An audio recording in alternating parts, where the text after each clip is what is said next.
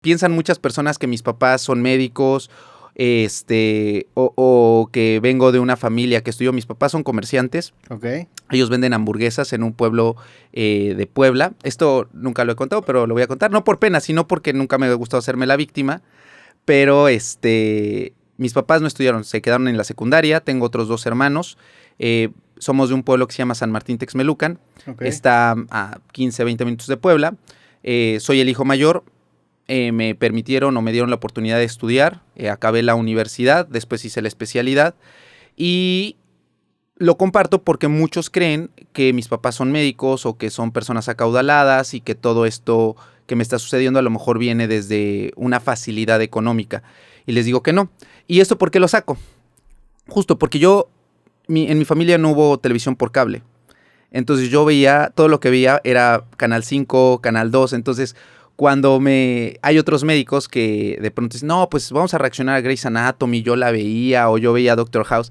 Yo decía, no, yo lo que veo, yo fui el doctor Cándido Pérez, el doctor Chapatín, el Chavo del Ocho. Entonces por eso comprendo mucho la parte de lenguaje coloquial o el lenguaje que la gran mayoría de los mexicanos utilizan. Sí. Porque vengo de ese sector de la población y me gusta. Me gusta que la gente entienda. Entonces, cuando, no sé si te ha tocado, de pronto en los tianguis o en los mercados, hay personas que dicen, no, pues con este té o con esta sustancia o con este jarabe te vamos a curar el artritis reumatoide, la diabetes. Entonces, a mí me tocaba, cuando yo iba al tianguis con mi mamá a comprar las cosas, yo veía eso y aunque era un niño decía, eso no es cierto, eso es mentira. No, yeah.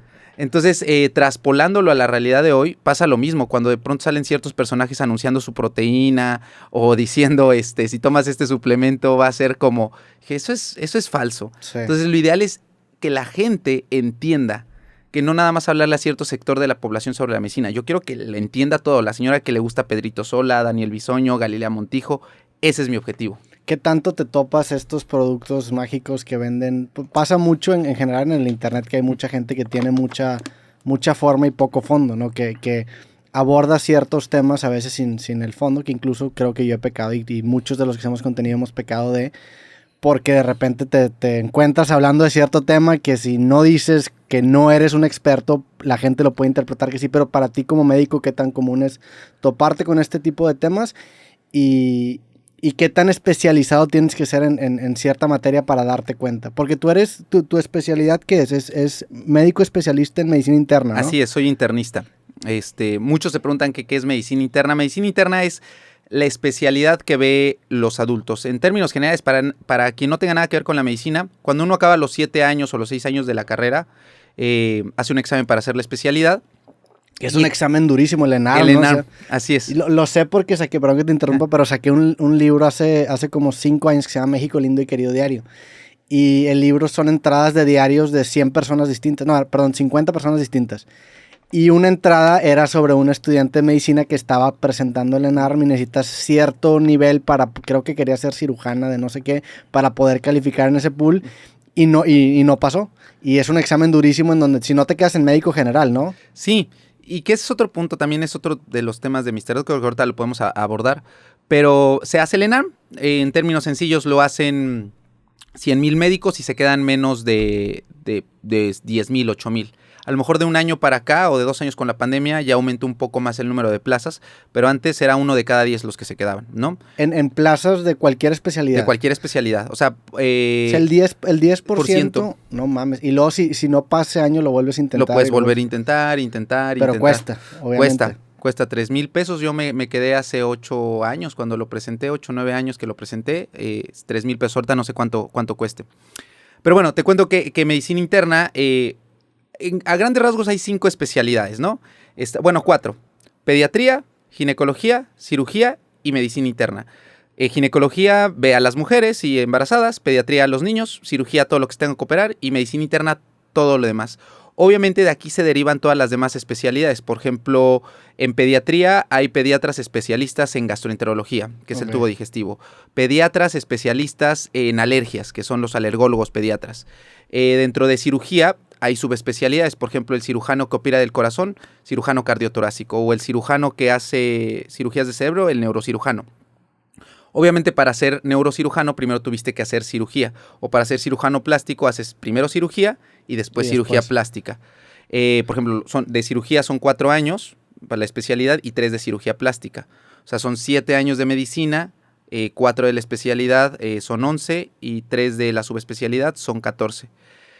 Y bueno, después viene medicina interna, que también de ahí se deriva el neurólogo, el dermatólogo, el hematólogo, que es el especialista en la sangre. ¿El urólogo también caería ahí? El urólogo cae en lo de los cirujanos. Okay. Ellos para hacer urología primero tuvieron que hacer cirugía general y después urología. ¿Por qué el ginecólogo está como una de las grandes y luego es mucho más complicado? No, porque de hecho ginecología también se divide. Por ejemplo, hay ginecólogos especialistas en reproducción. Las personas que no pueden tener hijos, es biología de la reproducción, así se llama la subespecialidad de ginecología. ¿Y también pueden atender a hombres o no? Los ginecólogos. O sea, pues, entiendo que por nombre no, ¿verdad? Gineco es mujer desde la etimología, pero los de la reproducción solamente atienden a mujeres. No, porque ahí sí tienen que, el especialista en biología de la reproducción tiene también que ver la parte masculina. Ya. Por ejemplo, tú podrías decir, si tengo una cuestión urológica y soy mujer, pues voy a ver al urólogo, porque el urólogo puede ver a tanto hombres como mujeres. Pero dentro de ginecología hay una subespecialidad que se llama urogine. Entonces son ginecólogos que ahora se dedican solamente al tracto urinario de la mujer. O sea, el ginecólogo, y perdona mi ignorancia, se especializa solamente en qué parte de la mujer. Entiendo que en la parte reproductiva en general, reproductiva y... Pero urología no califica en ginecología, ¿o sí califica también? No, o sea, si tú quieres ser urólogo, puramente entras a cirugía. Tienes que hacer primero cirugía. Dependiendo del hospital donde quieras hacer urología, te piden que acabes cirugía general o que hagas mínimo 2 años de cirugía. Entonces, de ahí, porque también puedes, no sé, dermatología, tú no te imaginarías que es el especialista en la piel que requiere hacer medicina interna. Medicina interna son 4 años. La gran mayoría de hospitales dicen, para ser dermatólogo, con 1 año de medicina interna tienes para poder derivarte. Pero para poder derivarte a cualquier subespecialidad tienes que también hacer un examen. Entonces, a lo mejor dices, pues yo entro a medicina interna porque quiero ser dermatólogo. Haces el primer año de medicina interna, haces tu examen, pero no te quedas. Okay. Entonces, pues muchos se tienen que fregar y quedarse otro año en medicina interna y volver a intentarlo. Y hay muchos médicos que se frustran porque a lo mejor hicieron medicina interna para ser reumatólogos, que son especialistas en las articulaciones, y no se quedan. Okay. Entonces tienen que acabar medicina interna. ¿Y ese segundo examen cómo se llama? No hay ningún nombre porque ese examen ya lo hace cada hospital. Ok. Entonces, el primero es el ENARM para llegar a las 4 especialidades. Y luego las subespecialidades se llaman. Así es. Es un examen interno de cada hospital. Ok. Entonces, puede ser difícil. En mi caso, yo tenía bien claro. Se nota difícil. O sea, si estás hablando que solamente el 10% entra a la especialidad, pues las subespecialidades son todavía más exclusivas, ¿no? Así es. Y tiene que ver con pues con la cantidad de plazas, con la cuestión económica, por muchas cuestiones, ¿no? El poder entrar a los hospitales. Y en mi caso yo tuve la gran ventaja que a mí siempre me gustó medicina interna. La verdad es que medicina interna, como te das cuenta, pues aborda todo. Un ejemplo de medicina interna también cuando me preguntan qué hace el internista es lo que hace Dr. House, que es el abordaje de enfermedades. Él es internista y tiene la subespecialidad en infectología House. Entonces... pues eso es medicina interna. O sea, como que te da un panorama de muchas cosas, ¿no? Fíjate que sí, la palabra clave del internista es el abordaje, el investigar. Supongamos, te duele la cabeza, entonces me duele la cabeza, pues voy con el neurólogo. Pero resulta que te duele la cabeza porque tienes la presión elevada. Okay. Y entonces dices, entonces más bien debo de ir con el cardiólogo. Pero llegas con el cardiólogo y te dice, ¿por qué una persona joven va a tener hipertensión? Investiga y resulta que tienes un tumor en la glándula suprarrenal, que eso ya le corresponde al endocrinólogo, que es el que ve las hormonas. Y entonces, al final, tu dolor de cabeza lo terminó viendo el endocrinólogo. Justo todo ese abordaje lo hace el internista. O sea, el internista interpreta los síntomas hacia el problema real, ¿no? Así es. Que es lo que hace Dr. House en la serie. Que hace Dr. House. Por eso también me gustó muchísimo medicina interna. Y si lo traspolamos a mi realidad, es chismecito. Sí, 100%. Es investigarle, es llevar y decir, oye, mira cómo llegó de aquí para allá, para acá. Entonces se va armando una historia, son como piezas de rompecabezas que tienes que unir. Entonces eso fue lo que me gustó de medicina interna. Pero incluso también en tu labor de youtuber te facilita más el ser médico interno porque te permite ver el panorama de todas las ramas o muchas ramas, no sé si todas, pero muchas ramas de la medicina y como encontrar pues ver la vista general, ¿no? Así es, y era lo que ahorita le decía a Betsy, que que es que tengo la gran fortuna de haber hecho medicina interna, porque ya hablaremos más adelante que genuinamente yo no quería ser doctor. O sea, siempre dije que quería ser doctor, pero lo decía más bien por aspirar a ser al personaje. Yo lo que siempre quise hacer... ¿Al personaje? ¿A qué personaje? Al personaje de doctor. Okay. O sea, ahorita te contaré de eso, pero yo lo que quería estudiar era algo relacionado con el entretenimiento. Entonces, pero tuve la gran fortuna de poder ser internista, porque hoy por hoy, si fuera traumatólogo, si fuera ortopedista, si fuera cirujano, a lo mejor no podría estar hablando de temas en general. Claro. Entonces, estoy muy agradecido con la vida por eso, haberme permitido ser internista.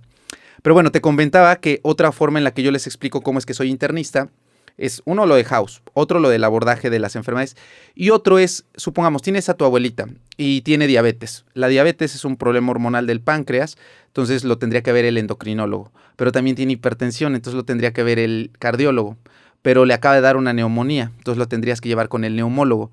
El internista tiene la capacidad de ver todas esas enfermedades y tratar al paciente de manera conjunta. Okay. Claro, si hay alguna condición, no sé, a lo mejor si tiene hipertensión, pero ya estoy con 2, 3 fármacos y no mejora, pues ya la derivo con el cardiólogo. Pero en general, de primera instancia, el internista es quien debería de ver. O sea, dependiendo de la complejidad de la enfermedad, ya te vas a un subespecialista, pero tú como especialista en medicina interna puedes, por así decirlo, tratar los niveles más superficiales de cada rama, ¿no? Así es.